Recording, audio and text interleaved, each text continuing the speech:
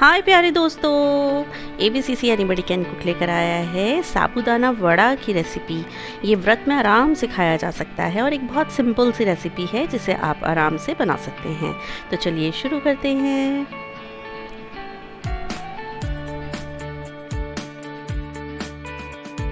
साबूदाना वड़ा बनाने के लिए सबसे पहले 2 कप साबूदाना ले लीजिए। ये नॉर्मल साबूदाना है, आप मार्केट में आराम से इसे कहीं किसी भी दुकान से खरीद सकते हैं। और इसके बाद इसमें पानी डालकर इसे अच्छी तरह से धो लीजिए। हल्के हाथ से आप मसल दीजिए ताकि ऊपर जो हल्की सी एक लेयर होती है या पाउडर होता है वो पानी के साथ निकल जाएगा।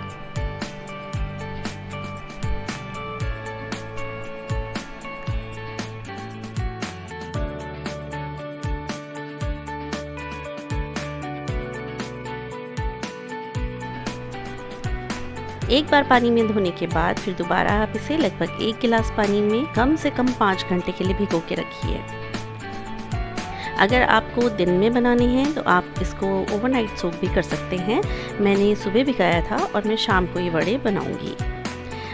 5 घंटे बाद जब आप देखेंगे तो आपको कुछ भी नहीं करना है। साबूदाना बिल्कुल अच्छी तरह से फूल चुका है और एकदम खिला खिला बना है। अंदर बिल्कुल भी इसमें कच्चापन नहीं है, बहुत ही सॉफ्ट है। अब दूसरी तरफ मैंने लगभग 4-5 आलू को उबाला था, जिसमें से मैंने 4 आलू छील कर और उन्हें हल्का सा मैश कर लिया था। आप चाहें तो आप कद्दूकस भी कर सकते हैं। उसे मैंने इस भीगे हुए साबूदाने में मिला दिया है। इस भीगे हुए साबूदाने में से मैंने 1 कटोरी साबूदाना, भीगा हुआ साबूदाना अलग निकाल लिया था और जो बचा हुआ साबूदाना था उसमें मैंने ये 4 उबले हुए आलू मिलाए हैं।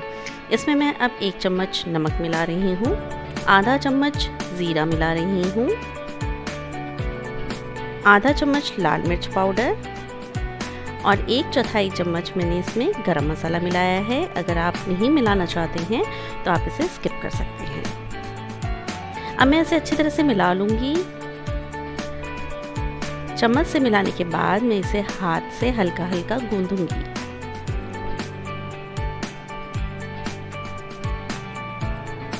गूंदते वक्त आपको पानी नहीं डालना है क्योंकि साबूदाना और उबला हुआ आलू अच्छी तरह से मिल चुके हैं। सिर्फ इन्हें एक शेप देने के लिए हमें अच्छी तरह से हाथों से मैश करना है। इसके बाद हाथ पे तेल लगाने के बाद आप इसकी छोटी छोटी टिक्कियाँ बना के रख लीजिए। सारी टिक्कियाँ आप एक साथ ही बना लीजिए। यहाँ पे एक की पॉइंट मैं आपके साथ शेयर करना चाहती हूँ कि जब आप साबूदाने में आलू मिलाएंगे तो आलू अच्छी तरह से ठंडे हो। अगर आप गरम आलू इसमें मिला देंगे और फिर नमक मिलाएंगे तो साबूदाने की पिट्ठी हल्का सा पानी छोड़ देगी और शायद आपको थोड़ी सी दिक्कत हो सकती है।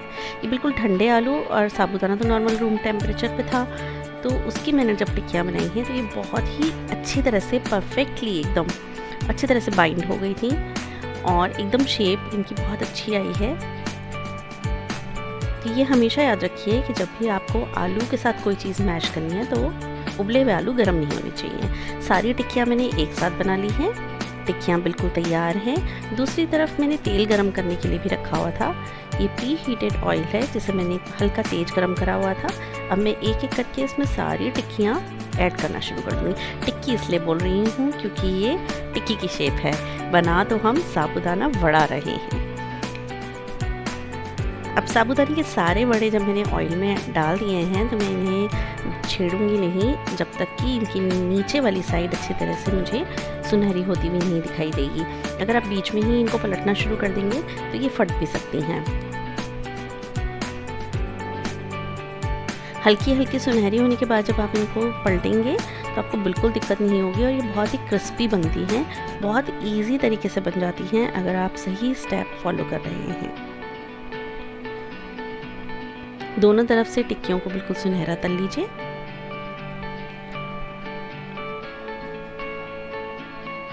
और इसके बाद ये बिल्कुल सुनहरी हो चुकी हैं। जब दोनों ही साइड इनकी गोल्डन ब्राउन हो जाएंगी उस स्टेज में हम इन्हें टिश्यू पेपर पर निकाल लेंगे ताकि जो एक्स्ट्रा ऑयल है वो टिश्यू पेपर एब्सॉर्ब कर ले।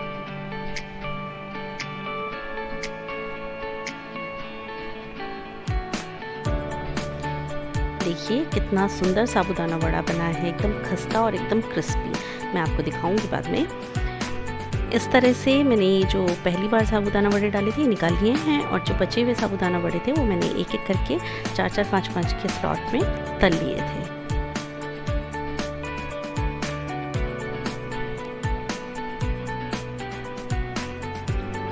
अब इन गर्मा गर्म साबूदाना वड़े को मैं दही के साथ परोस रही हूँ।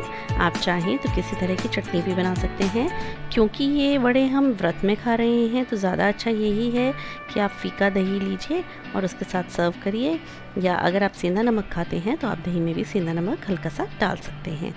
बहुत ही टेस्टी खस्ता एकदम कुरकुरी बनती हैं और बहुत ही टेस्टी होती हैं। सभी बहुत शौक़ से खाते हैं और एक बार ये रेसिपी आप ट्राई करके देखिएगा। अब यहाँ मैं आपसे लेती हूँ विदा। मेरे चैनल को सब्सक्राइब कीजिए, बेल आइकन को दबाइए ताकि इसी तरह की नई नई रेसिपीज़ और इजी रेसिपीज़ आपको देखने के लिए मिलती रहें। कोशिश करूँगी कि व्रत की कुछ और स्पेशल रेसिपीज़ आपके साथ शेयर करूँ। अपना ध्यान रखिए। धन्यवाद। Bye bye.